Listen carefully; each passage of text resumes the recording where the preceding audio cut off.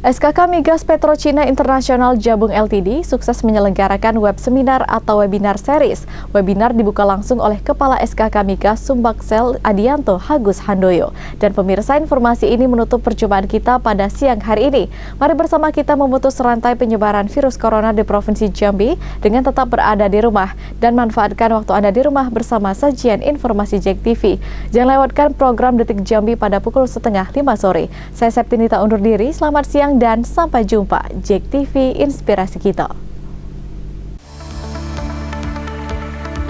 SKK Migas Petrochina International Jabung Ltd sukses menyelenggarakan web seminar atau webinar yang dilaksanakan pada Rabu 1 Juli 2020. Webinar yang mengangkat tema semangat dan peluang baru, adaptasi kebiasaan baru, tetap aman dan produktif di era pandemi COVID-19. Webinar dibuka langsung oleh Kepala SKK Migas Sumbaksel Adianto Agus Handoyo dengan menampilkan 3 pemateri, yaitu Dr. Rizkiana Sukandi, Putra Direktur Promkes Kemenkes, kemudian pembicara selanjutnya adalah Yulianto, Wali Kota Salatiga, dan Novia Susanti, peneliti Balitbangda Provinsi Jambi.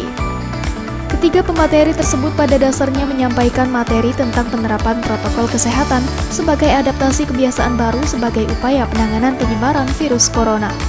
Hadir dalam webinar tersebut yakni VP HR and Relation Petrochina, Densio Renato Buele, dan Kepala Bapeda Kabupaten Tanjung Jabung Timur Ali Fahrudin.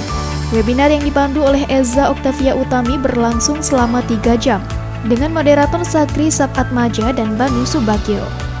Dalam kata sambutan pembukaan webinar, Kepala SKK Migas Sumbaksel Adianto Agus Handoyo mengatakan, maksud dan tujuan dalam webinar ini agar masyarakat dan pelaku usaha dapat memahami dan menjalani dengan tepat terkait adaptasi kebiasaan baru, sehingga tercipta kondisi kesehatan masyarakat yang jauh dari pandemi COVID-19 dan kenyamanan bersama dalam melakukan aktivitas di masyarakat. Adianto Agus Handoyo juga mengungkapkan rasa syukur atas apresiasi yang luar biasa dan antusias peserta dalam mengikuti webinar ini. Dengan dilihat langsung, sebanyak 80 peserta mengikuti webinar melalui Zoom Meeting dan puluhan yang mengikuti melalui akun YouTube di channel GPM Project yang melakukan live streaming. Kami tak henti-hentinya memberikan pemahaman dan sosialisasi kepada masyarakat melalui berbagai media komunikasi agar masyarakat tidak khawatir dengan tetap mendukung berjalannya operasi Hulu Migas, karena kami menjamin kegiatan operasional dijalankan di bawah protokol kesehatan yang sangat ketat. Hal senada juga disampaikan oleh VP HR and Relation Petrochina Densio Renato Buele yang mengharapkan webinar dapat berjalan dengan lancar dan bermanfaat. Sebagai kontraktor di industri hulu migas Indonesia, Petrochina telah menerapkan protokol kesehatan yang ketat untuk pencegahan COVID-19 sejak Januari tahun 2020. Kebijakan bekerja dari rumah untuk karyawan kantor Jakarta. Di Jabung Field, pekerja yang datang dari zona merah juga kami wajibkan untuk menjalani karantina sebelum mereka bekerja di lapangan.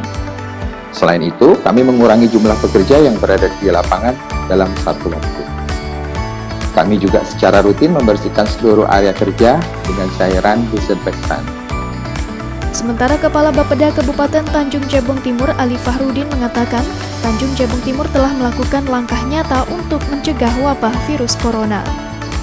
Kita telah bersiap menuju fase new normal life, dan dalam menghadapi fase tersebut kita harus memahami betul tentang pedoman kita sesuai dengan protokol kesehatan di beberapa aktivitas, terutama yang menjadi tempat-tempat yang sangat rawan dengan penyebaran virus, terutama di lingkungan sekolah, di tempat ibadah, tempat kerja, fasilitas umum, toko, pusat komersial, pasar rakyat, atau kegiatan sosial budaya, dan pergerakan orang, barang yang menggunakan moda transportasi lintas daerah.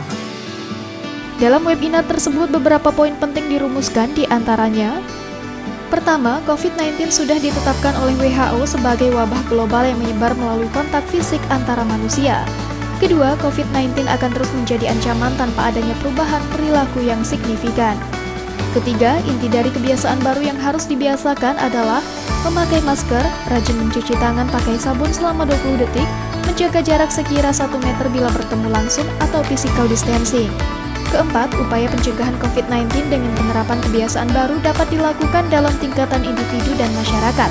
Upaya pencegahan COVID-19 di tingkatan individu adalah penerapan pola hidup bersih dan sehat, di antaranya memakai masker, cuci tangan pakai sabun.